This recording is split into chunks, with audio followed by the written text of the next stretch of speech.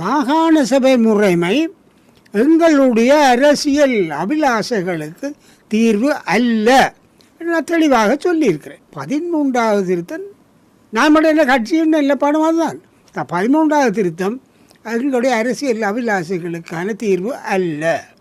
அதனால் எப்பொழுதுமே சொல்லி கொண்டு வரோம். இந்த மாகாண சபை முறைமை என்பது ஏதாவது ஒரு வகையில் பல இடங்களில் நான் சொல்லியிருக்கேன், சில அதிகாரம் எங்களுக்கு இப்போ இருக்குது, அதை பாவிக்கலாம். அதை ஒற்றையாட்சிக்கும் ஐக்கிய ராஜ்யத்துக்கும் மாகாண சபை முறைக்கும் எந்த தொடர்பும் கிடையாது. அது ஒரு கட்டமைப்பு, உள்ளூராட்சி அமைப்போல ஒரு கட்டமைப்பு, அவ்வளவுதான். அவை அதில் தொங்கிக் கொண்டு நாங்கள் கேட்டால் 37 வருஷம் அமுல்லான இருக்குது.